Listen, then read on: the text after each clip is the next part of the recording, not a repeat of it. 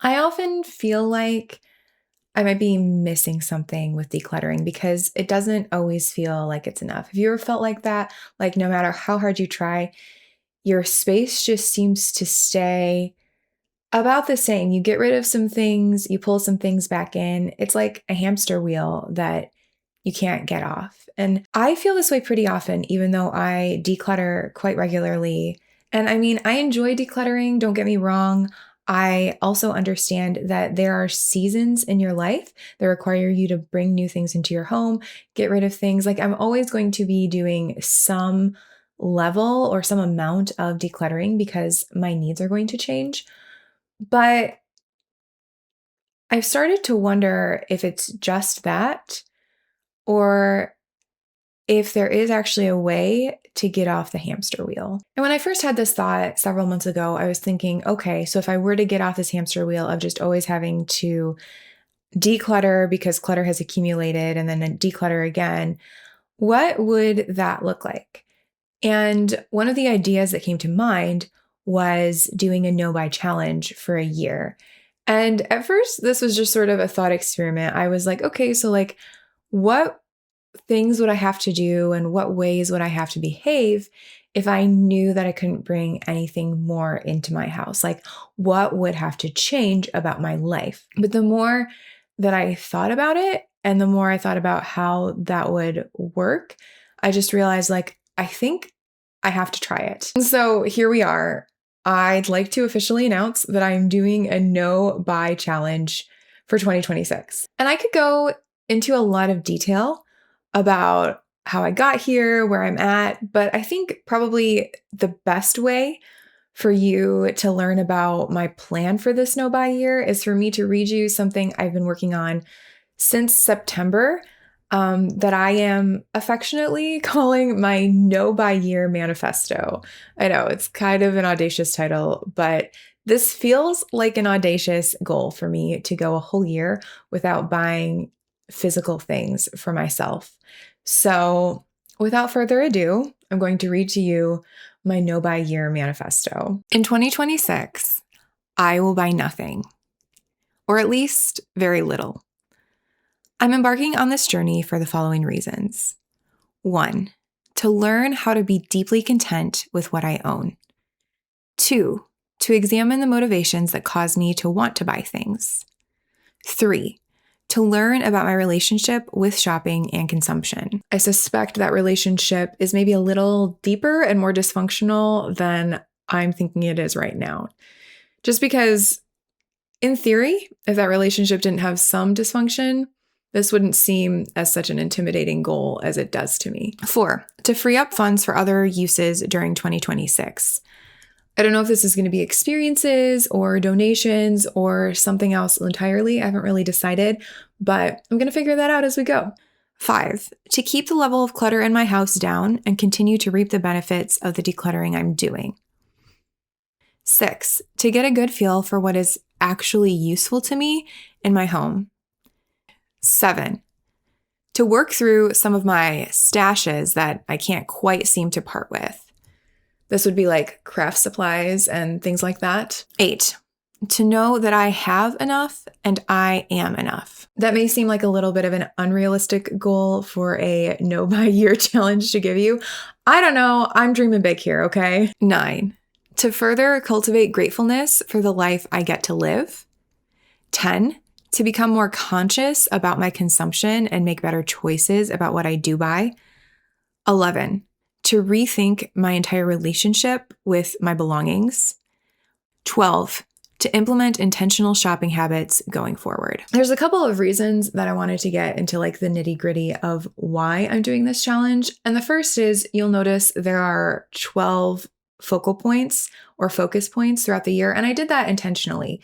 I think there will be some overlap, but my thought throughout this year is in order to keep me interested, I will have a little assignment for each month where I'm really focusing on that for my no buy year. And so for January, I'm going to start out with contentment and I'll continue through the months. And obviously I want to continue to reinforce all those other things, but I think that it will be good for me to have these focuses and to learn throughout the year. Second of all, I really wanted to get nitty-gritty about why I was doing this challenge, because there are a lot of reasons you can do a no-buy challenge. And some of the reasons that I was thinking of when I first started thinking about doing this challenge were actually unhelpful to me. So I also included a list of those things in my manifesto so that I know, like, hey, this is not why I'm doing it. And if I start to think about the challenge in this way, I know I need to stop, pause, rewind, and get back on track. So the following are mental shortcuts. They're not helpful and will not be accepted as facts during my no-buy year. They're not reasons for doing this challenge. 1, because I'm a bad, selfish, greedy, or irresponsible person whose spending needs to be stopped. While I am not a perfect person, attacking myself in this manner prevents me from going deeper. Also, I do spend within my means, so I'm not doing this because I have a problem with shopping or consumption. I'm simply trying to learn more about that relationship between me and my stuff so that I can be better and healthier moving forward. 2, because I don't have money. While it's true that we don't necessarily have enough money to buy everything we want, I mean, who does? Our basic needs are more than adequately met. Feeling poor or like I have to do this is counterproductive to what I'm actually trying to do, and it will undermine my ability to dig deeper and experience contentment. Here's the rule: don't buy anything. And I will admit that in one respect, I am sort of emphasizing the thing aspect of not buying, because to me, this is about consumption. This is about having too much stuff, about too much waste in the environment. But I do feel like experiences are not necessarily the same thing, although I do have some guidelines for that I'll get to later. Because yeah, I mean, I do have to have some exceptions. So I'm also listing them here in my manifesto. First of all, bills, groceries, etc. Anything required to like feed, shelter, clothe myself and my family is okay for me to buy. However, I did say clothe, and I'm not buying any new to me clothes this year, with the exception of like, if I can't mend my pants. I have like 3 pairs of pants right now that don't have holes in them, and I need to mend them, but sometimes mending doesn't work. I'm not a great seamstress. So it's like, okay, I have an exception for a pair of pants if I need those built in, but that's it. No more other new to me clothes. And I'm trying to avoid even buying the new pants if I can mend them. Next, gifts. Generosity is important to me, and so is like giving people things that they can use. However, I have been thinking about this as I've been preparing for my no-buy year, and I think there's 2 ways that I want to approach gift giving that's a little bit different than how I normally do it. Like, first of all, a lot of times when I want to shop, I'll think, well, I'll see if I can find anything that would be a good gift for someone. And sometimes I find that, sometimes I don't. This year, I want to be a lot more intentional about the gifts that I give people. I want to think of an idea and, keep track of it, write it down, whatever, and then go look for that thing. And it's okay if I want to compare prices or whatever, but I'm looking for a very specific thing for a specific purpose, for a specific person. And I have like a reason that I am giving them that thing. I'm not just like looking and seeing like, oh, there's like a flash sale on Amazon. I guess I'm going to buy one of these things because it's so cheap for this person, even though like maybe that's not the most thoughtful gift that I could have given them, or maybe I wasn't thinking about buying them that. Like just yesterday, I was on Amazon for something else. I saw a flash sale. I saw this huge, like king size blanket that had a pattern on it that I thought that a friend of mine would really like. And I just was like, yeah, like I should buy this for her birthday. It's coming up in March. I know that she would like this. And like, yeah, she might like it, but does she really need a king size fuzzy blanket when she has a lot of other blankets? I don't know. And it was $20. So that would have been like a really big portion of the birthday gift that I would be giving her.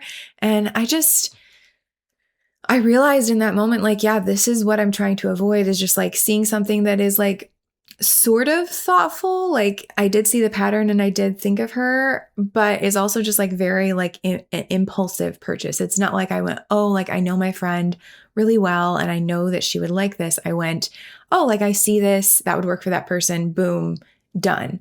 And I'm really trying to be more thoughtful about it. The other thing is, I'm not really great at giving people experiences.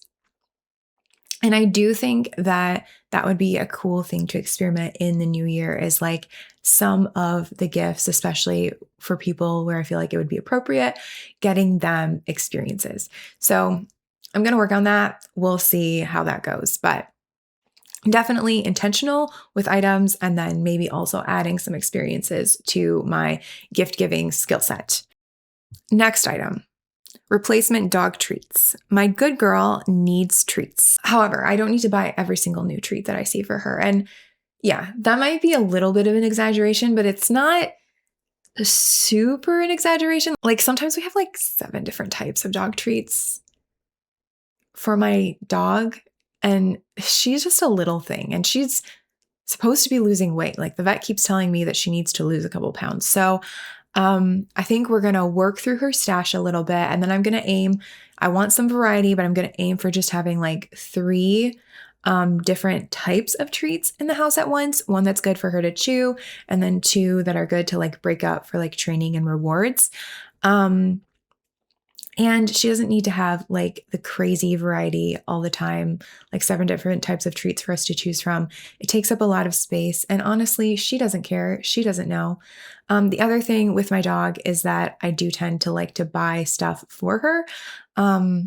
I've really slowed down on that. And so I just think for this year, we just like bring that completely to a pause. She's not going to know the difference because honestly, her favorite toy is like a toilet paper tube. Like she does not care. So, next item, haircuts. This traditionally has been something that I don't actually spend like any money on. And this past year, I went in twice for a haircut, and that was a very good decision for me. It's like it's taking care of me, it's taking care of my body.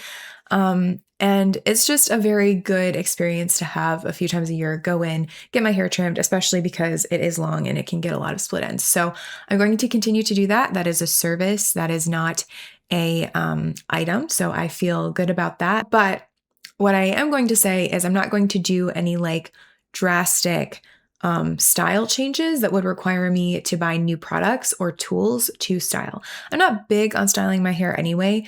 So I think like if I want to do something with my hair, I can use what I already have, what I've already purchased, use that up, and just not really worry about trying new things and buying a bunch of other new stuff. I can stick with the products that I already own and know how to use. The next one is kid and baby items.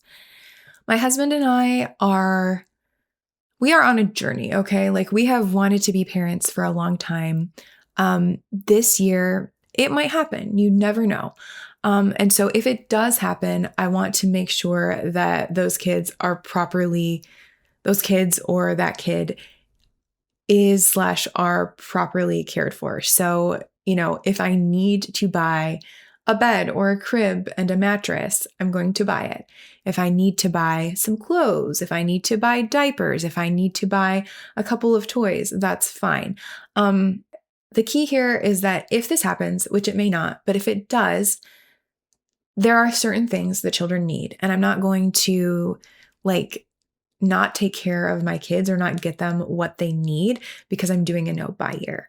But I also know that like I've wanted to be a mom for a really, really long time. And so if it does happen this year, it's going to be hard not to overconsume in my excitement. So I have seen a lot of resources out there for moms. To be totally honest with you, I haven't watched a ton of them or looked them up because that's not my life stage. And it would make me kind of sad to be thinking about that and planning for it without needing it.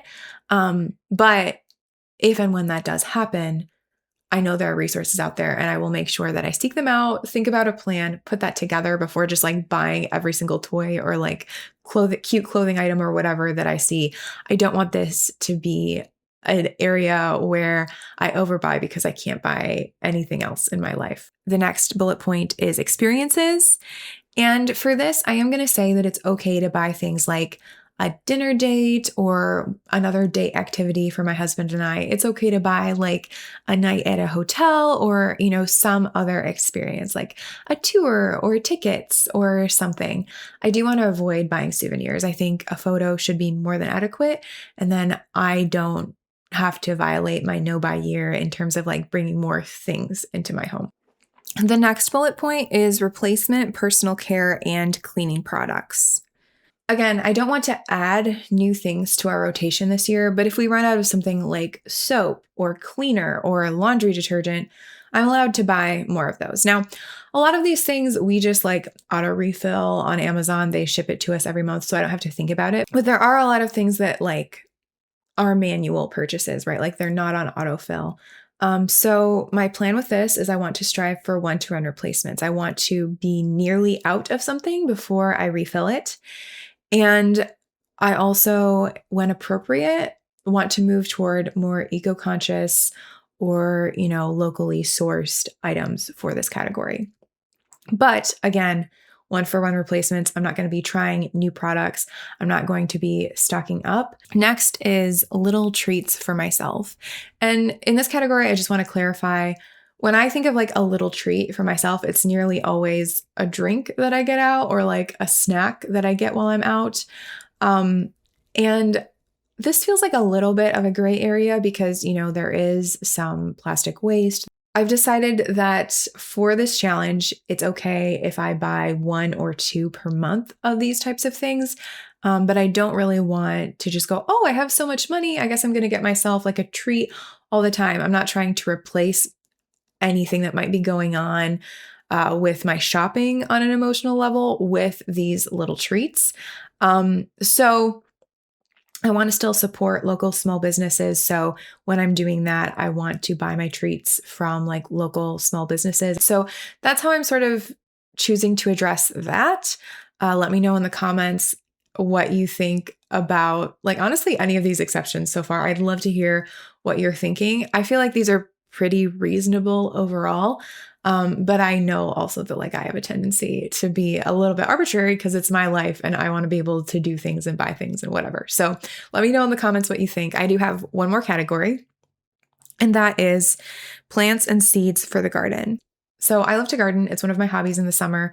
My husband and I usually go to a greenhouse and we pick out plants. So my plan was I can buy seeds and or plants this year. If I need to buy like dirt or fertilizer, I can do that as well. I'm not going to buy like landscaping plants. I'm not going to buy like new tools, with the exception of I might buy like a pair of gloves because I wear gloves when I work in the garden and I usually wear cheap gloves and they wear out. So again, like one of the things that I'll have to think about as I'm trying to be more conscious is, do I replace these cheap gloves, these cheap like plastic/rubber gloves with more cheap gloves that are going to go in the landfill? Or do I try to buy something that's a little more eco-friendly, maybe a little higher quality, maybe will last me a little bit longer? I don't know. We'll see.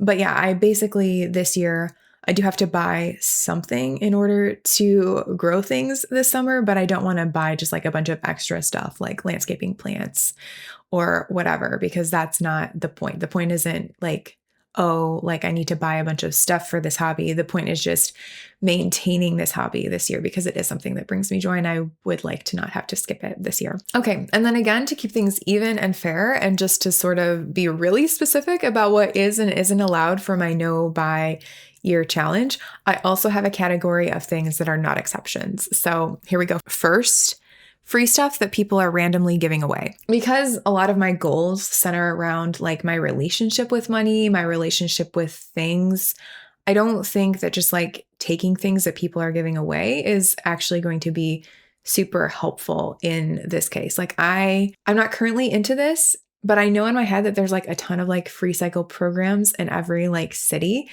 or area. And I don't want to get into that as a replacement for shopping. If you do that, if you love that, that's great. But that's not what I'm trying to accomplish through this challenge. And I do think that it could undermine my goals, just like what I'm trying to accomplish if I'm still bringing things into my house. I'm not examining my relationship with stuff at all. I think this also is going to apply to things like from family members and people who are trying to declutter their own homes.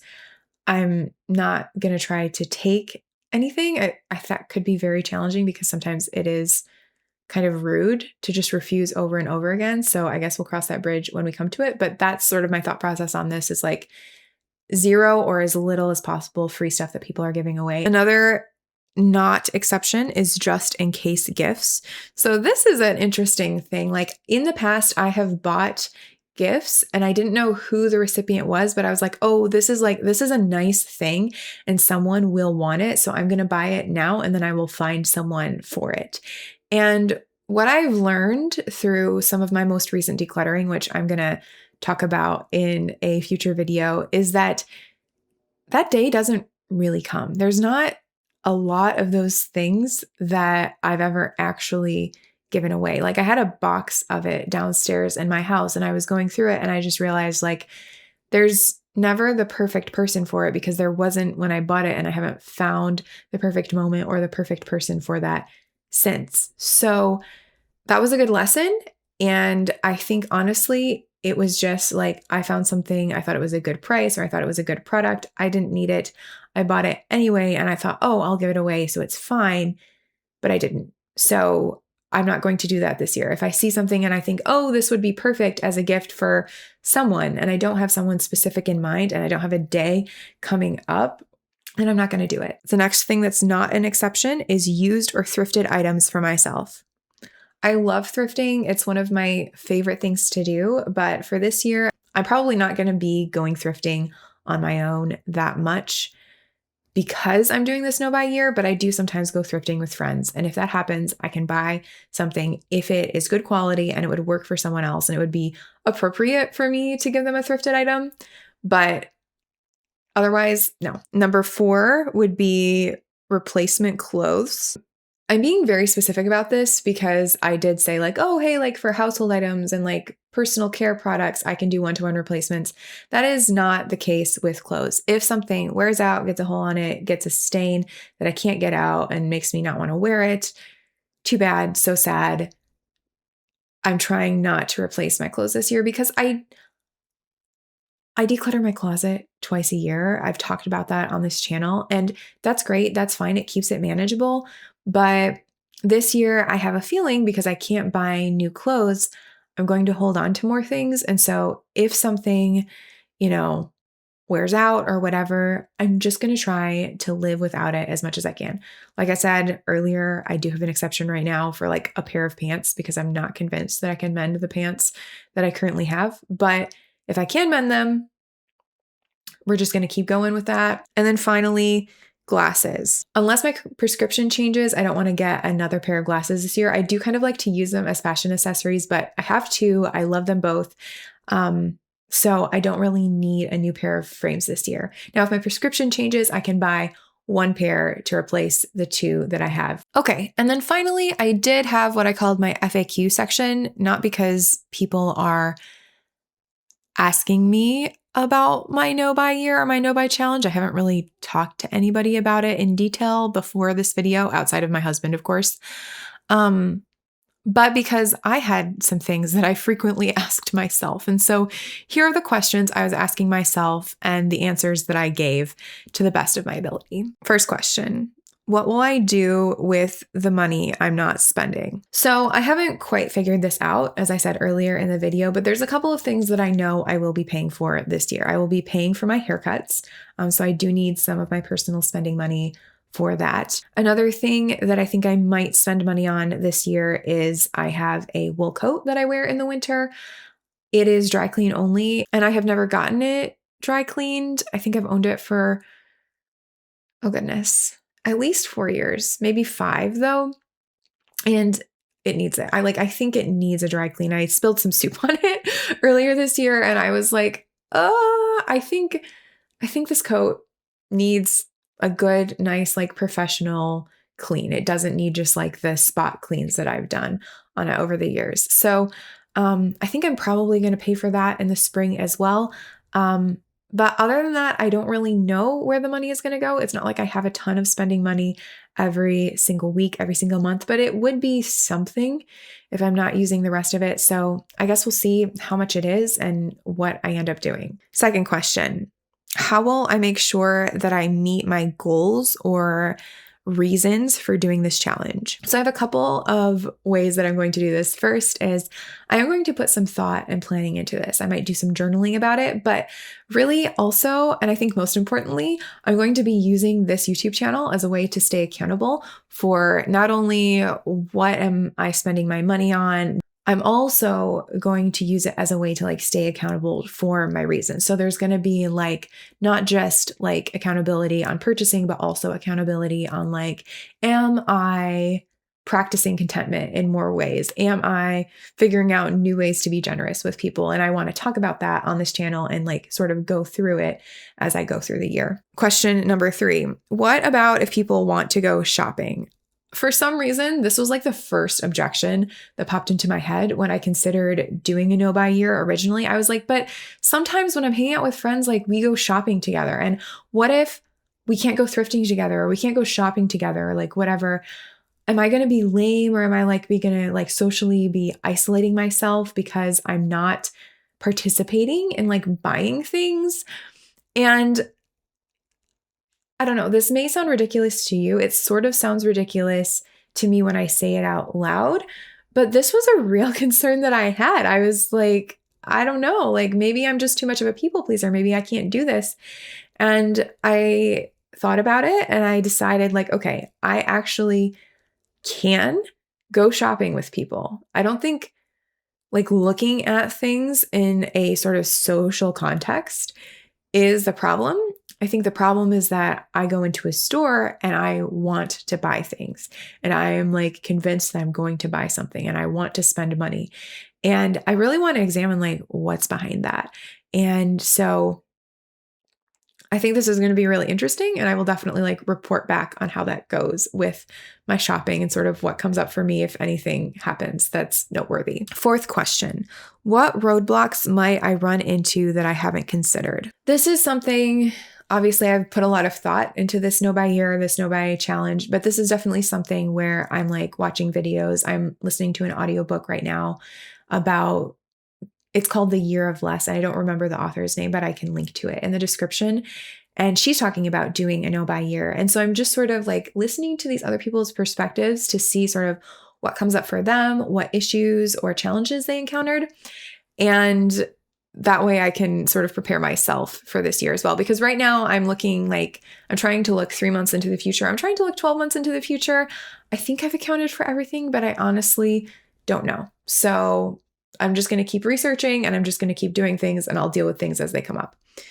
Question number 5. Is there anything I need to buy before 2026? Something that I actually need but haven't gotten around to purchasing? This I feel like was a little bit of an anxiety fueled question. Like, oh no, I'm not going to be able to buy anything I actually need. And I came up with a few things. Most of them are like too personal, so I'm not going to get into it. But there was actually only one thing on that list that I actually needed to buy.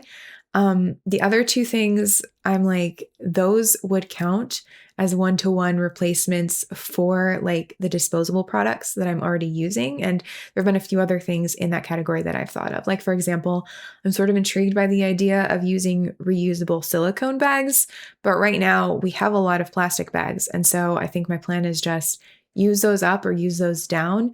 And then if I want to replace those with silicone bags, sure, I can try it, but I don't need to necessarily buy that now before 2026 starts in a panic. I think that actually might be a little counterproductive to just like panic buy a bunch of stuff before the year starts. So instead, I'm going to wait and do those when they are replacements. Now, I will be totally transparent with you guys. And I got, some money for Christmas. I went out and I bought like some things that I wanted. Like I wanted a board game that I didn't get for Christmas. I went out and I bought it the day after Christmas because I was like, well, I can't buy it in 2026. I've been wanting to switch to satin pillowcases and my mother-in-law bought me some for Christmas and that was amazing. I was using them and I was like, I think I need a couple more of these. So I went ahead and I bought them. So it's not like I'm not buying things in these last few days of 2025. I am, partially because like I have Christmas spending money that people got me to spend like on myself. And I'm probably not going to be doing that in the new year. And so if there is something that I can think of that would make my life a little bit better, I'm going to go ahead and buy it. But I'm not trying to go crazy, and I'm not trying to just like stock up on a bunch of stuff right before 2026. And then finally, is there anything I don't need to buy before 2026? And the answer to this is yes, because like I have so many hobby supplies still. Like, again, I keep referencing the next video where I did like a decluttering challenge earlier in 2025. And I tried to get rid of hobby supplies. I really did. And I feel like I got rid of quite a few, but I still have so much. And so one of the things that I want to work on in 2026 is working through my craft supplies. I have a lot of art supplies. I have a lot of yarn and like crochet and knitting related hobby supplies. I want to work through those stashes. I want to use those down a little bit. I have a lot of stationery. That's another thing. And I also have like 3, maybe 4 new hobbies that I would like to start. I'd like to get into candle making.